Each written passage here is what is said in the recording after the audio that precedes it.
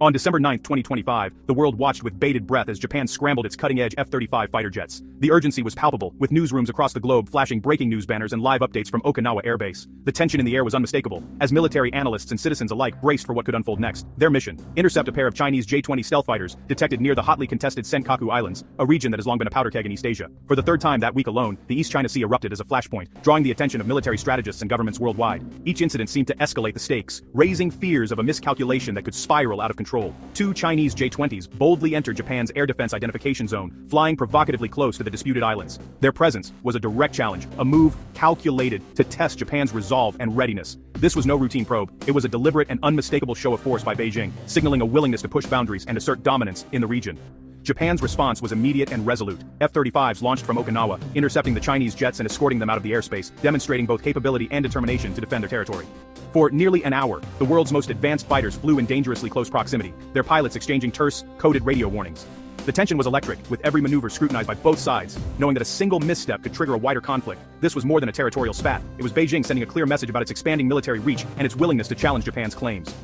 The world watched as China flexed its growing power, making it clear that the balance in the region was shifting. The incident sent shockwaves through Tokyo, prompting emergency meetings among top officials. It was a stark reminder that these encounters were no longer isolated events, but rehearsals for a potential larger conflict that could engulf the region. The J-20's flight path was no coincidence. It mirrored a potential attack route in the event of a Taiwan contingency, making it clear that Japan would inevitably be drawn into any conflict involving Taiwan and China. The era of passive observation was over. Japan and the world now faced a new reality, one where military encounters in the East China Sea could be the spark for something far greater. In response to rapidly escalating tensions in the region, Prime Minister Sanae Takaichi convened an emergency session of Japan's National Security Council and addressed the nation in a live, highly anticipated broadcast. The gravity of the moment was unmistakable, as the eyes of the world turned to Tokyo for a response. She declared, in no uncertain terms, that a Chinese invasion of Taiwan would constitute a survival-threatening situation for Japan itself, marking a dramatic shift in Japan's official stance. This was a historic break from decades of strategic ambiguity, signaling a new willingness to confront regional threats head-on. Takaichi explicitly linked Taiwan's security to Japan's own, invoking the legal grounds for military action under Japan's 2015 security laws that had once been controversial but now seemed prescient. She warned that if Taiwan were to fall, Japan, the Philippines, and South Korea would inevitably be next in Beijing's sights, painting a stark picture of the stakes involved. Her message was clear and urgent. The old assumptions of regional security, built on the hope of stability and non-intervention, were now obsolete in the face of new realities. Takaichi called for a united front, urging Japan's allies and partners to recognize that defending Taiwan was not just a bilateral issue, but a collective responsibility for all who value peace and democracy in East Asia. This reframed the Taiwan issue as an immediate, existential threat to all East Asian democracies, emphasizing that the fate of one would determine the fate of all. A successful Chinese invasion would not only shatter U.S. security guarantees, but also threaten the critical sea lanes that underpin the region's economic prosperity and global trade. For the first time in generations, Japan was stepping out of its pacifist shadow, signaling its readiness to act as a proactive security provider and to take a leading role in safeguarding the region. The region had entered a new era, one defined by uncertainty, heightened vigilance, and the urgent need for unity among East Asia's democracies. Taiwan's strategic value cannot be overstated. This small island just off the coast of China has become one of the most critical flashpoints in global geopolitics. Its location and resources make it a linchpin for both regional security and the world economy. Geographically, Taiwan anchors the first island chain, a string of islands stretching from Japan to the Philippines. This chain acts as a natural barrier, bottling up China's navy and protecting the vast Pacific Ocean beyond. Control of Taiwan would allow China to break out into the Pacific, shifting the balance of power in Asia. If China controlled Taiwan, it would gain deep water ports and a forward base, threatening U.S. territories like Guam, and putting both Japan and the Philippines in a strategic vice. The U.S. military presence in the region would be directly challenged, raising the risk of conflict. Over 90% of Japan's energy imports pass through waters near Taiwan. If these sea lanes fell under Chinese control, Japan's economic lifeline would be at risk, potentially crippling its economy and energy security. PLA bases on Taiwan would put Okinawa and other Japanese islands within easy striking distance, making them vulnerable to rapid military action and fundamentally altering Japan's security environment. Taiwan is also the world's semiconductor hub, producing over 60% of global chips and an astonishing 90% of the most advanced ones. These microchips power everything from smartphones and cars to advanced military systems, making Taiwan's factories the beating heart of modern technology. A Chinese invasion would devastate this capacity, or hand it to Beijing, triggering a global economic crisis. The loss or disruption of Taiwan's chip industry would send shockwaves through supply chains, causing shortages and economic turmoil worldwide.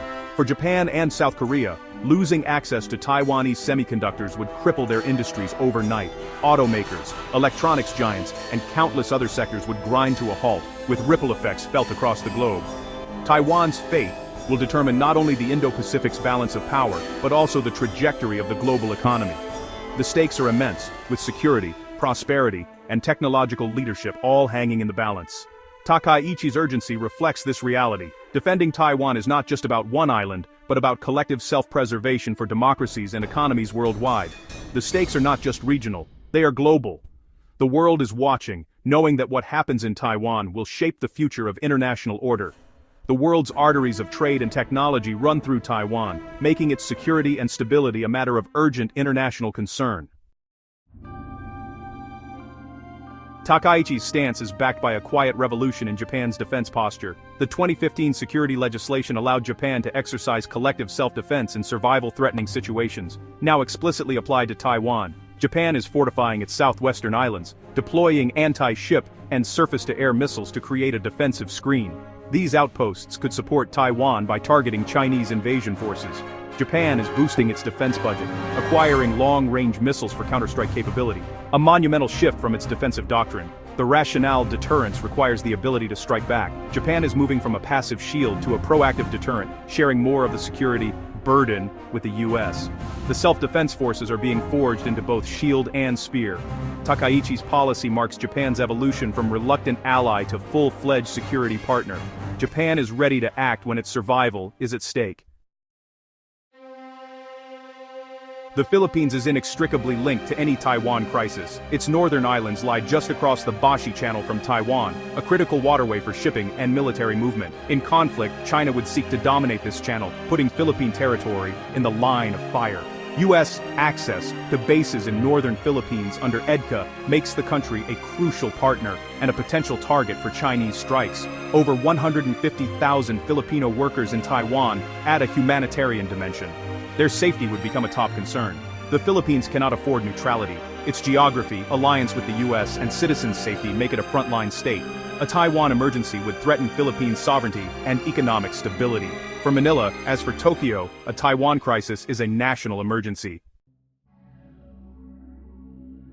For South Korea, a Taiwan conflict means a terrifying two-front crisis. Its main focus is North Korea, but a war in the Taiwan Strait would stretch U.S. resources thin, weakening deterrence on the Korean peninsula. North Korea could exploit this distraction, escalating provocations, or even attacking. South Korea's economy is deeply tied to both China and Taiwan. Conflict would sever trade and chip supplies, risking economic collapse. Seoul would face impossible choices: support the U.S. and risk Chinese retaliation, or stay neutral and jeopardize its alliance. U.S. bases in Korea could be drawn into the conflict, making neutrality nearly impossible. Takaichi's warning was a call for Seoul to face this reality. The security of the Taiwan Strait, Korean Peninsula, and South Korean economy are intertwined. Failing to prepare for a Taiwan contingency would leave South Korea dangerously exposed. The nightmare scenario is no longer hypothetical. In a Chinese attack on Taiwan, the US-Japan alliance becomes the Allied response's backbone. Takaichi's survival-threatening declaration unlocks Japan's military potential. US and Japanese forces would operate together under refined contingency plans. Japan would serve as the primary launchpad and logistics hub for US operations. Air bases and naval ports would surge with activity, launching aircraft and warships toward Taiwan. The JSDF would defend these bases from Chinese missile attacks, enabling sustained U.S. operations. Japanese anti-ship missiles and submarines would target Chinese invasion fleets. The Maritime Self-Defense Force would work with the U.S. Navy to control the seas. Bilateral coordination centers would fuse intelligence and synchronize actions. Rules of engagement would allow JSDF to fire on Chinese forces threatening Allied assets. Takaichi's declaration made clear, Japan will be a full participant from day one. The alliance is ready for action, not just words. Critics may call Takaichi's stance provocative, but it's necessary realism. Her doctrine responds to China's military buildup and coercion, not the other way around. Deterrence comes from credible strength, not hope or ambiguity. Beijing has read past ambiguity as weakness. Now, clarity is essential. China's military might make a rapid invasion of Taiwan seem possible, unless the costs are clear.